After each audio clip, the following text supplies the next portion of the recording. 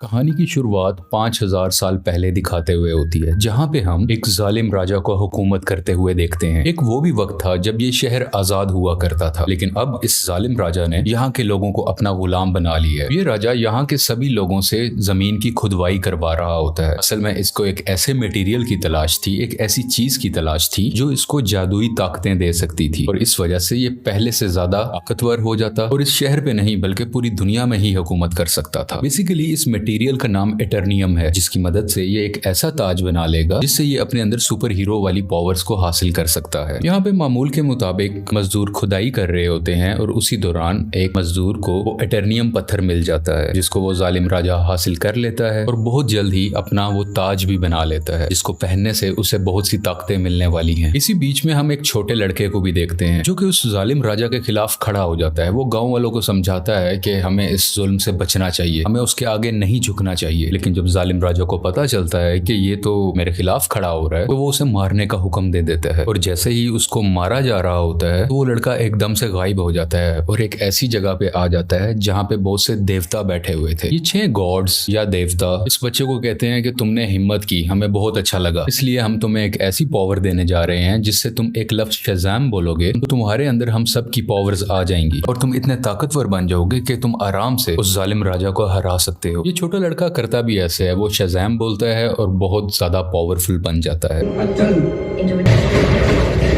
और फौरन ही वो उस राजा के महल में आ जाता है, जहाँ पे वो अपना शैतानी ताज पहन रहा होता है कि उसके पास बहुत सी पावर्स आ जाएं। लेकिन ये छोटा लड़का जो शज़ाम बोलने के बाद अब बहुत पावरफुल बन चुका है, वो वहाँ आके तबाही मचा देता है और सबको मारने लगता है। ये इतने गुस्से में होता है कि जालिम राजा के साथ साथ वहाँ के पूरे शहर को ही तबाह कर डालता है। और यहीं से कहानी जाती है 5000 साल बाद और हम प्रेजेंट का टाइम देखते हैं। अभी के टाइम पे भी हमें वही शहर दिखाया जाता है जहाँ पर एक गैंग ने पूरे तरीके से इस शहर पे कब्जा किया होता है। ये लोगों पे जुल्म कर रहे हैं, लूट मार कर रहे हैं, पूरी तरह से इस शहर को कंट्रोल में कर रखा है। असल में इस गैंग का एक ही मकसद है कि उस ताज को तलाश करना, यानी कि ये उसी क्राउन, उसी ताज को तलाश कर रहे होते हैं जो आज से 5000 साल पहले उस जालिम राजा ने बनाया था। वो खुद तो मारा गया था, लेकिन उसका ताज अभी भी कहीं ना कहीं इसी शहर में ही दफन है। अब हम एक लड़की को देखते हैं जिसका नाम एड्रियाना है। वो भी इसी ताज को ही ढूंढ रही होती है। ये लड़की पुरानी चीजों को ढूंढने में काफी एक्सपर्ट है, क्योंकि ये आर्कियोलॉजिस्ट है, यानी ये वो लोग होते हैं जो जमीन की खुदाई करते हैं और हिस्ट्री की बहुत सी चीजों के बारे में काफी मालूमात भी रखते हैं। तो ये लड़की एड्रियाना एक केव में जाती है, एक गार में जाती है, जहाँ पे काफी कोशिशों के बाद इसको वो ताज मिल भी जाता है। एड्रियाना और उसके साथी इसी बात को लेके खुश हो ही रहे होते हैं, तो हमें पता चलता है कि इसी का एक साथी जिसका नाम इस्माइल है, वो उसी गैंग के साथ मिला हुआ है जिसने पूरे शहर पे कब्जा कर रखा है। तभी इस्माइल अपने साथ आए हुए एक साथी को मार देता है और अपने गैंग के दूसरे लोगों को भी उसी गार में बुला लेता है।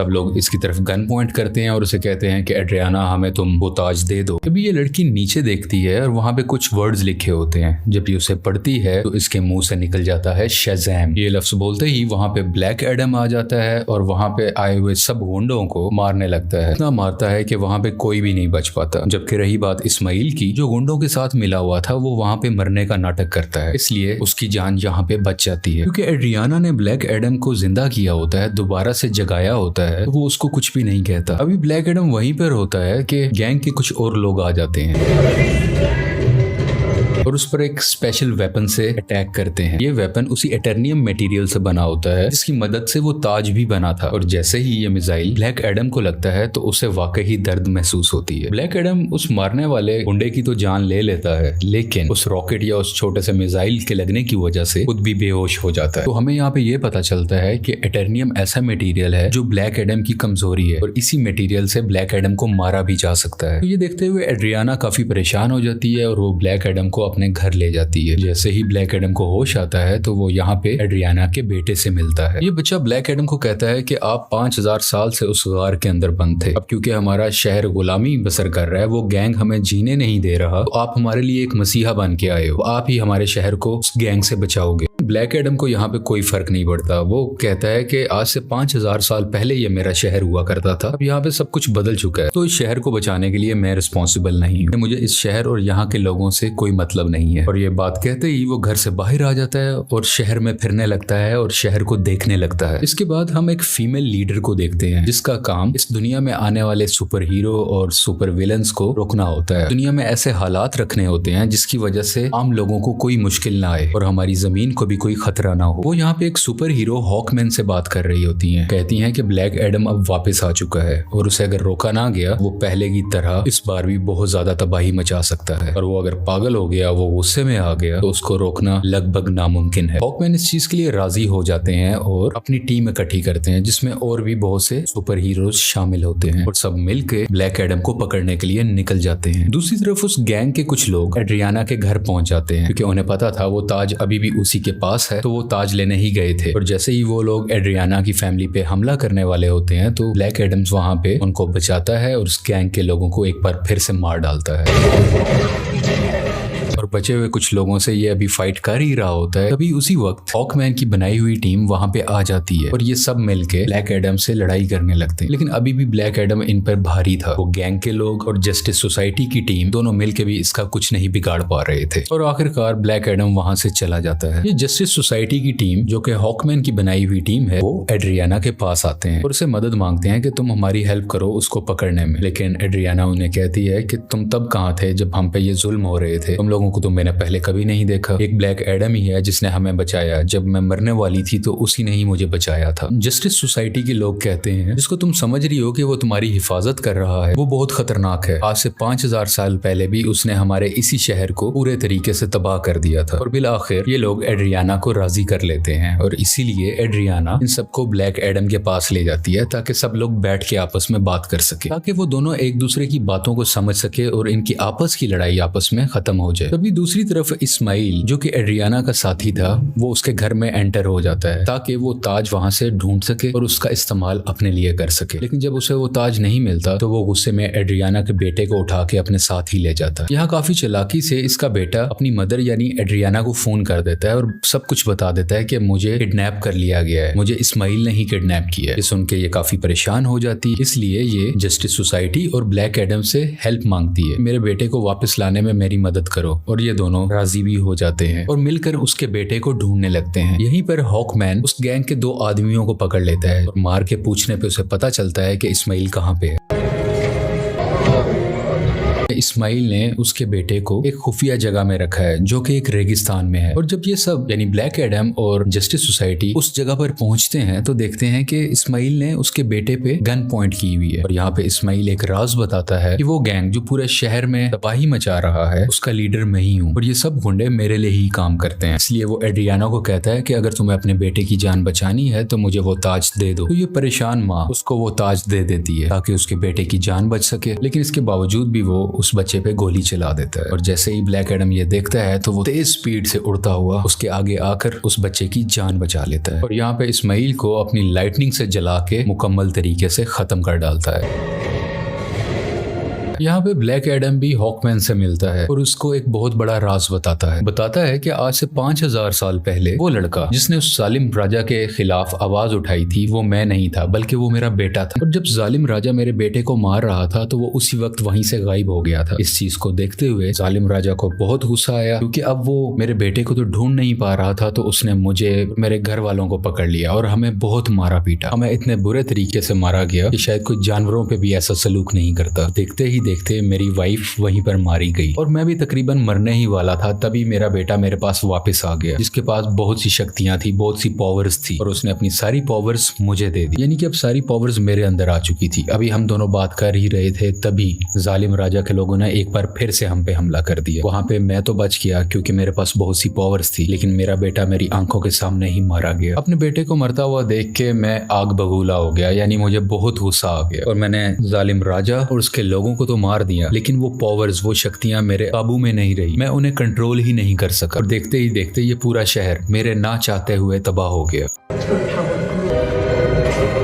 मेरा ऐसा करने की वजह से उन देवताओं ने, जिन्होंने मेरे बेटे को शक्ति दी और वो शक्ति अब मेरे पास है, वो बहुत नाराज हो चुके थे कि मैंने अपनी पावर का मिसयूज किया है, मैंने अपनी पावर को कंट्रोल में नहीं रखा। इसीलिए उन्होंने मुझे उस केव में बंद कर रखा और मैं कई हजार साल तक उस केव, उस गार के अंदर बंद रहा। जब एड्रियाना ने आके नाम लिया तो मैं एक बार दोबारा से जिंदा हो गया। यहाँ पे ब्लैक एडम को अभी भी बहुत अफसोस होता है कि उसकी वजह से पहले भी बहुत ज्यादा तबाही मची और अब भी बहुत ज्यादा तबाही मची है, बहुत से लोग मारे गए। ये वो हॉकमैन को कहता है कि मैं सरेंडर करना चाहता हूँ, मैं अपनी पावर्स को खत्म करके तुम लोगों के हवाले करना चाहता हूँ ताकि मेरी वजह से किसी को कोई नुकसान ना पहुंचे। इसके बाद ब्लैक एडम शज़ैम का वर्ड बोलता है, जिससे वो वापस से अपनी एक नॉर्मल फॉर्म में आ जाता है, यानी वो एक नॉर्मल इंसान बन जाता है जिसके पास इस वक्त सुपर पावर्स नहीं है। और जब तक ये दोबारा शज़ैम नहीं बोलेगा तब तक ये वापस से ब्लैक एडम नहीं बन सकता। इसलिए ये इनसे रिक्वेस्ट भी करता है, तुम मेरे साथ कुछ ऐसा करो कि मैं दोबारा से ये वर्ल्ड बोल ही ना सकूं। आखिरकार ब्लैक एडम को पानी के अंदर डाल दिया जाता है और उसके मुंह में एक ऐसी डिवाइस लगा दी जाती है जिस वजह से ये बोल ही ना पाए। ये एक छोटी सी जेल होती है जिसमें ब्लैक एडम को बंद कर दिया जाता है। दूसरी तरफ हमें इस्माइल को दिखाया जाता है जो कि मर चुका था और अब वो हेल के अंदर आ गया है। इस्माइल को एक बात शुरू से पता थी कि अगर वो उस ताज की ताकत को हासिल करना चाहता है तो उसका तरीका ये है कि उसको वो ताज अपने हाथ में पकड़ना होगा और उसी वक्त कोई ना कोई उसको मारे ताकि वो मर के हेल में आ जाए, यानी कि जहन्नुम में आ जाए और वो हेल के डीमन से यहाँ पे मिल सके जिनसे वो पावर हासिल कर सके। ये सारी बातें इस्माइल शुरू से ही जानता था, इसीलिए उसने ब्लैक एडम को उकसाया कि मैं जैसे ही एड्रियाना के बेटे को मारूंगा ब्लैक एडम आके उसे बचाएगा और मुझे मार डालेगा और उसी वक्त ताज भी उसके हाथ में ही था। ये सब बातें ये शुरू से जानता था और सब कुछ इसके प्लान के मुताबिक ही हो रहा था। यहाँ हेल के डीमंस इस्माइल से मिलते हैं और उसको अपनी पावर्स दे देते। पहले जैसा इंसान नहीं था, ये सबाक बन चुका होता है। ये इन पावर्स के साथ इस दुनिया में आ जाता है और हर तरफ तबाही मचाने लगता है। जैसे ही जस्टिस सोसाइटी को इसके बारे में पता चलता है तो वो इसके मुकाबले के लिए इसके सामने आते हैं। यहाँ पे काफी देर लड़ाई चलती रहती है, लेकिन सबाक क्योंकि बहुत ज्यादा पावरफुल था तो ये सब मिल के भी उसको नहीं रोक पा रहे थे।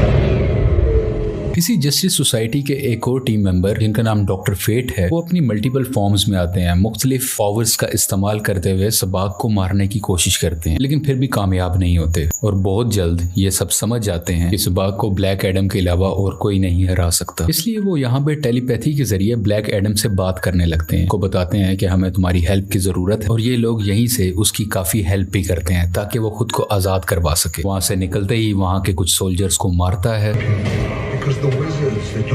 पानी से बाहर आता है और बाहर आते ही सीधा शज़ैम बोलता है, जिसकी वजह से उसको ब्लैक एडम्स की पावर मिल जाती है और बगैर वक्त जाया किए सबाक के पास जाने लगता है। दूसरी तरफ जस्टिस सोसाइटी के लोग अभी भी सबाक से लड़ रहे होते हैं और इसी दौरान उनका एक साथी डॉक्टर फेट वहीं पर अपनी जान से हाथ धो बैठते हैं, यानी कि मारे जाते हैं। हॉकमैन भी काफी ज्यादा सबाक से लड़ रहे होते हैं, लेकिन इनकी कोशिशें कुछ ज्यादा कामयाब नहीं होती। लेकिन अच्छा तो तब होता है कि उसी वक्त वहां पे ब्लैक एडम भी आ जाता है और अब ब्लैक एडम और सबाक की काफी लड़ाई होती है। ये फाइट काफी टक्कर की थी, लेकिन वक्त के साथ ऐसा लग रहा था कि सिर्फ ब्लैक एडम ही है जो सबाक को हरा सकता है। और कुछ ही देर के बाद ब्लैक एडम सबाक के सर को पकड़ के उसके दो हिस्से कर डालता है और उसको मुकम्मल तरीके से फाड़ कर आखिरकार सबाक की जान ले लेता है। इसी वजह से सबाक की मौत हो जाती है और सब कुछ सुकून में आ जाता है, सब कुछ ठीक होने लगता है। शहर के लोग ब्लैक एडम को अपना मसीहा मानने लगते हैं। वो सब इस बात को मान लेते हैं कि ब्लैक एडम ने हमें और हमारे शहर को बचाया है। इसके बाद हम उसी लेडी को देखते हैं जिसने जस्टिस सोसाइटी की टीम को बनाया होता है ताकि वो ब्लैक एडम को रोक सके। वो यहाँ पे ब्लैक एडम को कहती है कि ठीक है, तुम्हें जो करना है वो करो, लेकिन तुम अपने इस शहर से ना निकलना। तुम इस शहर के लोगों के मसीहा बनो, उनका ख्याल रखो, गार्डियन बनो, मुझे उसे परवाह नहीं है, लेकिन अपने इस शहर से तुमने नहीं निकलना, क्योंकि अगर तुम इस शहर से बाहर आए तो तुम्हारे लिए अच्छा नहीं होगा। यहाँ पे ब्लैक एडम बैठा उसको देखता है और कहता है कि मुझ पे कोई हुक्म नहीं चला सकता और उसका जब भी कुछ भी करने को दिल करेगा वो अपनी ही मर्जी करेगा। लेकिन तभी वो लेडी बोलती है, हाँ शायद तुम ठीक कह रहे हो, तुम्हें इस दुनिया में रहने वाला तो शायद कोई नहीं रोक सकता, लेकिन मैं किसी ऐसे को जानती हूँ जो हमारी दुनिया से नहीं है। और ब्लैक एडम को गुस्सा आता है और वो स्क्रीन को ही तोड़ देता है जिससे वो लेडी बात कर रही थी। स्क्रीन के टूटने से हर तरफ धुआं ही धुआं होने लगता है और तभी उस धुएं से बाहर आता है सुपरमैन और वो ब्लैक एडम को कहता है कि हमें शायद बैठ के बात करनी चाहिए। और यहाँ पे सुपरमैन के ये कहते ही इस मूवी की कहानी यहीं पे खत्म हो जाती है।